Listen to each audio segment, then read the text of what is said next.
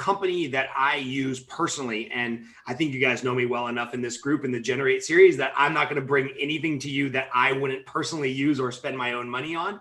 And so William is the sales manager of a company called Handwrytten.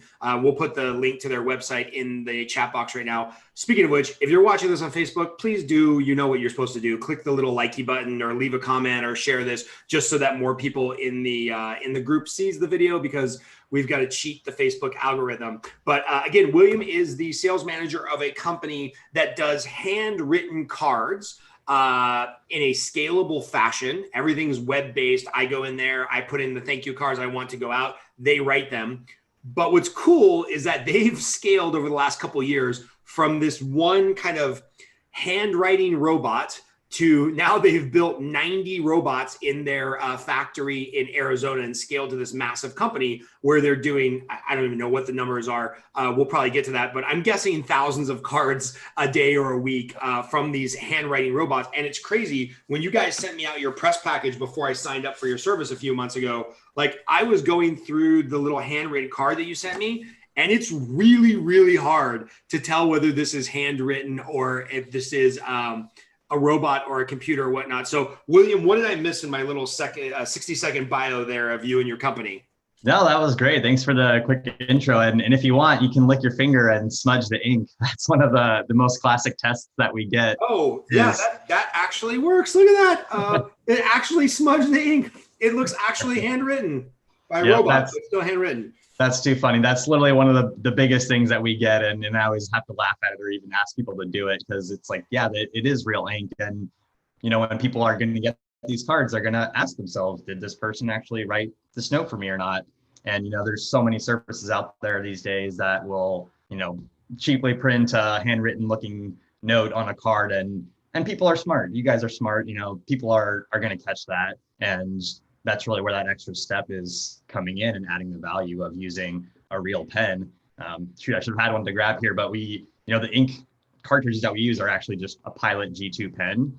So you probably have one around your desk, you know, it's very common. So it's, you know, exactly what someone would typically pick up to write a note. And that's what we put into our machines. And yeah, they write out the notes in your handwriting style or whichever handwriting style you choose on whatever card you want to use. And we'll handle all the fulfillment of, you know, writing the card, writing the envelope, stuffing it all together, throw a gift card in there if you want, you know, seal it, stamp it, and get it out in the mail for you. So I want to get into the lead generation part of this and how people are using your service. But first I want to make sure I'm getting the service right, because I have seen some of those handwritten cards that they're really just, you know, laser printer. So you guys aren't using printers. Like we were joking about it before we went live, but you guys have real robots that are handwriting just like a real physical hand would do? Yep. Yeah. And I'm happy to, I can send these links over to you guys after, but we actually have a video that'll show it. It kind of, you can imagine like a 3D printer if you want, but it's basically, you know, it has a conveyor belt and it pulls, and then it has a paper feed behind it. So it pulls in, you know, you put in 100 cards, pulls in one at a time. The software, like say you upload 100 different people's cards on the website at once, you know, it'll pull in each one, write that unique message and pull in the next card and just do it from there. And what I've loved about it is like other services that I've checked out, they're like, oh, okay, you want 100 thank you cards that say the exact same thing. There's a price per 100 or 1,000 or whatever. But since you have a robot actually writing the card and you're not having to feed in like new instructions, I'm guessing, every single card I send is unique. You know, it has my own verbiage, or, you know, I can change it up or change the signature or whatnot. So let's talk a little bit about maybe first building the business, because I know you're like the first employee there in sales. Building the business, why was that important for you guys to be that differentiator? Or how did you make that decision of like, you know, I'm sure there was cost concerns and scalability concerns and whatnot. So maybe you can just talk a little bit to our business owners in the group. They're like, well, you know, I'm a realtor just like everybody else is a realtor, or I'm a this that's just like everybody else. How did you guys make the decision or grow the company as like, hey, we're going to be different? Yeah, that's a great question. And it all kind of started with our founder, David. He's kind of a serial entrepreneur, if you will. So he, you know, had started and sold a couple of companies in the past. And it was actually right after he sold his last one, he was sitting down writing thank you notes to, you know, all the people who helped him and just got fed up with it. And so like, you know, probably threw the pen at the wall and said, there's got to be a better way.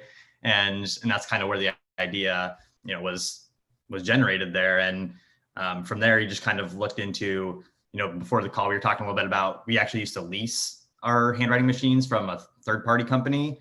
And these things were originally designed literally just to write a signature on a card. But we went out of our way to basically tweak them and write our own software for them that would actually write a full handwritten note. But they were crazy expensive, and they were obviously very hard to work with, since we had to, jerry rig them to work. So we, made the long-term decision, that would be in our best interests to actually, design and build our own machines. So it was a really fun process. It was literally, when I started 2.5 years ago, David had his first new machine in his office, and, sitting there tinkering with it. He's a CEO, but he's definitely also, he calls himself the chief robot mechanic, because he's definitely, very much on the technical side too, and loves that stuff. But yeah, we hired, an in-house engineering team.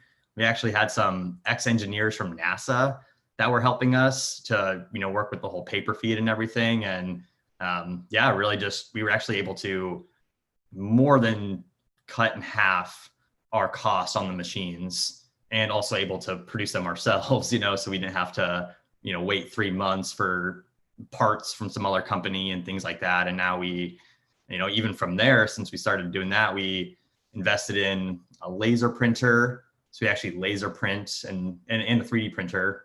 So laser cutter and a 3D printer. So we laser cut some of our machine pieces and 3D print a bunch of them. So we're actually, just keep on lowering and lowering the costs on that. So we're able to, basically just build more and more machines at a fraction of the cost, and still, maintain that ability to scale out as we grow and keep getting more clients. So it's right. They're in the weeds, like wanting to do the widgets and turn the screws and build the things. They're also not kind of the visionaries that can be marketers and build these giant companies. And I know, just for the numbers that you talked about your scale, obviously your CEO, you're either hiring the right people or being one of those rare people that has like the engineer brain and the marketing brain. Like how did you guys go from one robot, 100 cards a week to 90 robots, thousands of cards a day? And I'm just kind of guessing here, maybe you have some eye-popping stats on how many cards you guys are doing, but where did that growth go from? Because I think when people see technology companies, they're like, oh yeah, that's crazy. They grew 100% or 1,000% or 10,000%. But people like me don't really know where that comes from, right? Or what the plan is. So could you talk a little bit through the lead generation strategy over the last couple of years? Yeah. It's been very interesting, and certainly changed a lot. And it kind of does, I think I am equipped to answer that question, because it is, kind of when I started is when we really started trying to ramp up our outbound strategies. So, I do a lot of the standard stuff that, probably a lot of people are doing. I email people, I still don't only send handwritten notes. I email people, call people, but we actually, one of the really cool things that we did that helped us gain some of our biggest clients and still existing clients is honestly just using our own service. So we kind of generated a little marketing strategy, which actually our CEO, David, did a LinkedIn story about. So let me track that down and then share it with you guys. But it's kind of like an all-in-one, it's a LinkedIn generation tool. But basically, you set up, hey, I want to find all these e-commerce companies, that, and I want to look for the customer retention manager, loyalty manager, to get them a handwritten card. So we would pull them from LinkedIn. You get their emails and their addresses and everything from a separate tool. And then I would actually go in and send them a handwritten card just straight out the bat, never having talked to them. So I would just send them a handwritten note, and a week later, maybe a week and a half later, assuming that they've got it, I would send them a quick email, and, very, very warm outreach, and just got insane response rates from this. And, it just really kind of proved that it was, a tried and true method at that point, so we just kept doing more and more campaigns. And it was kind of funny. I actually, David might not like me saying this, but he actually asked me once to stop doing so many campaigns, because we were getting so many clients, and we just needed to, take a couple months and focus on actually building more machines for a little bit, and, making sure that we were able to keep fulfilling clients. So I think that's, you couldn't imagine a better problem to have. My campaigns are working too well that I have to to put them on pause for a month. Yeah, and I want to talk through that. I'm sure you guys have looked at the conversion stats, or you guys probably dug into the math and the psychology of this.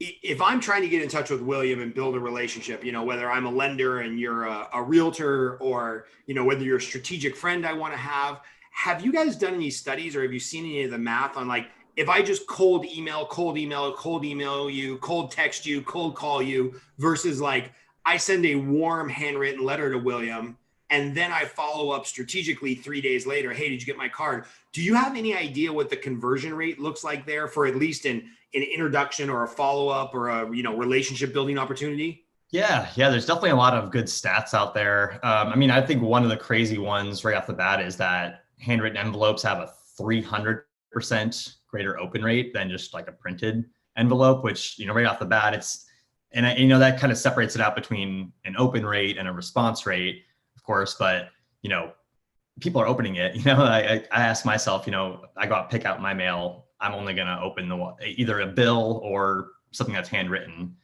so I think that one always rings true to me.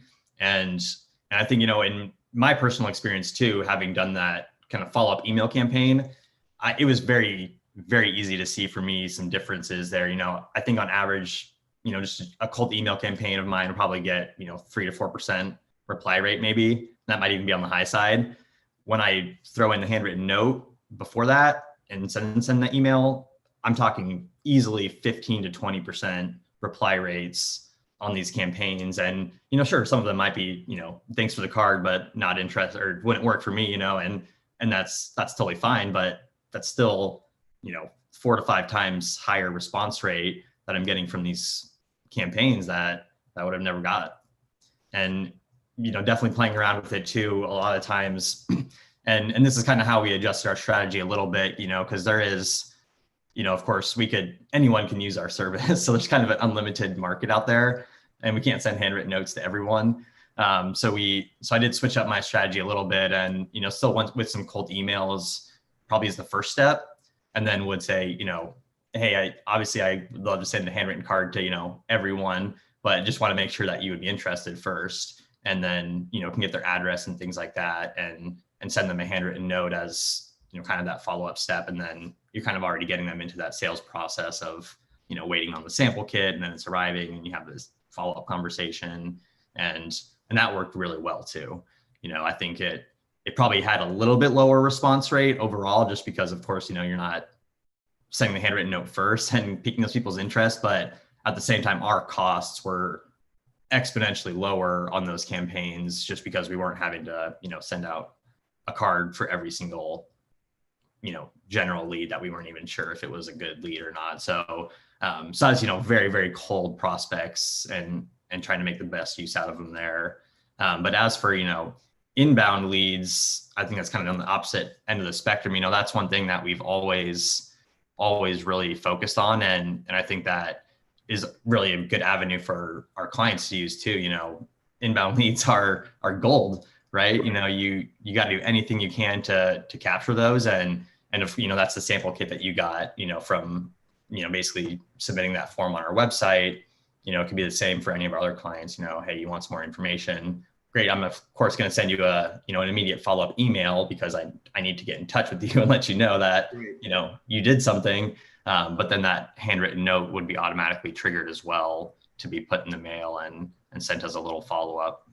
And that's kind of the direction I wanted to go with the call is, I think very few of our entrepreneurs or salespeople in this group are doing like true cold traffic conversion, Facebook funnels and Instagram leads and Zillow long forms and things like that. I think most of our people are working with, lukewarm referral sources, or clients who are kicking the tires, or, in this time of COVID where you can't do large in-person meetings or trade shows or happy hours, it's like, I've got to have some extra little tool in my toolbox to keep in touch with those referral sources, let my past clients know that I'm here. I've got a friend actually who should be a strategic partner of yours for sure. He wrote a book called Mr. Thank You. His name is John Israel.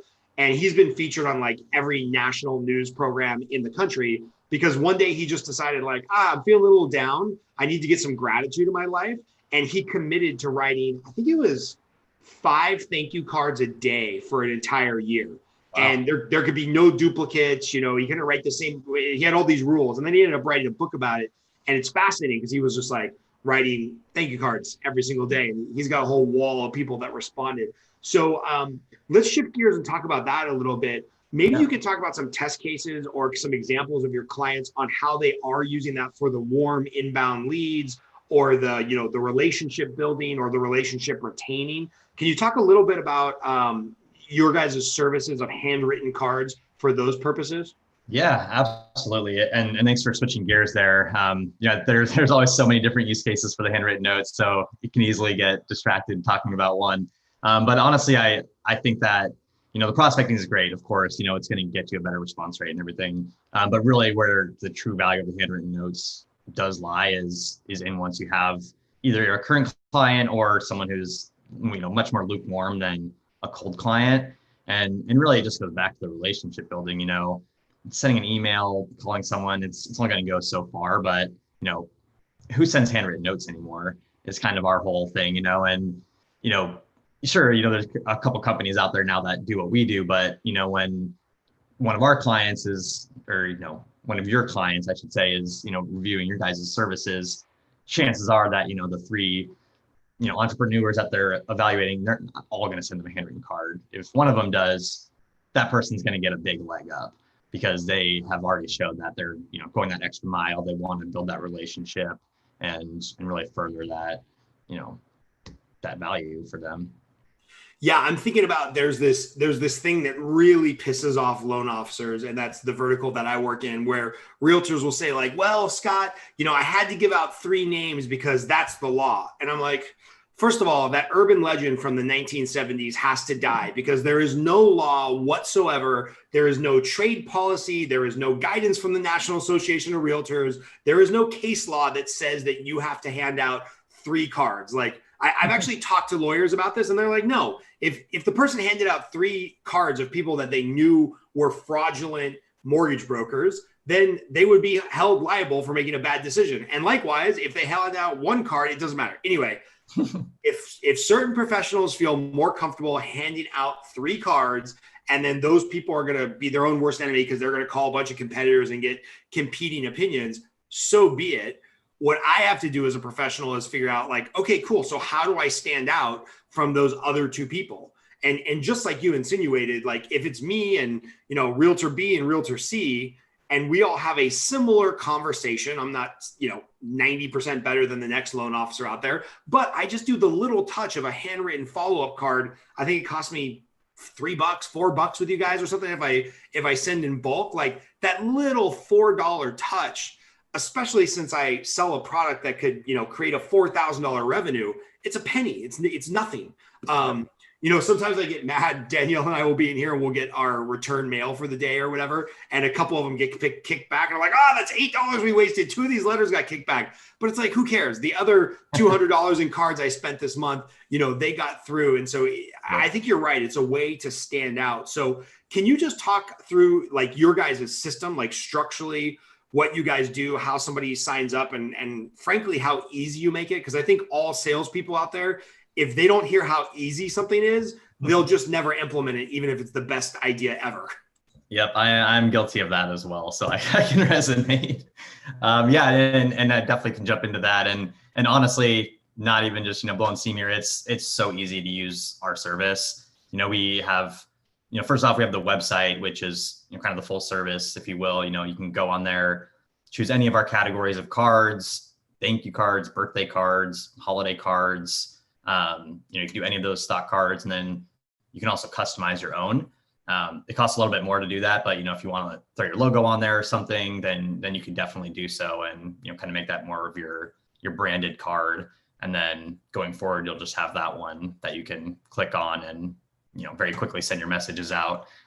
So yeah, so then once you've, you know, chosen your card, there's that list of handwriting styles that you had shown earlier, Sean, and, you know, you can just choose from all your different writing styles, and yeah, then you type out your message.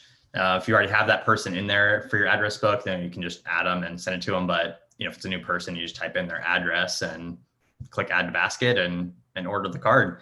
So it's really as simple as that. And we also have, and one big thing for people on the go is, an iPhone app, Android app. We do have, full functionality on both of those as well. So if you are out, just met someone, want to send a note, you can do it very, very easily.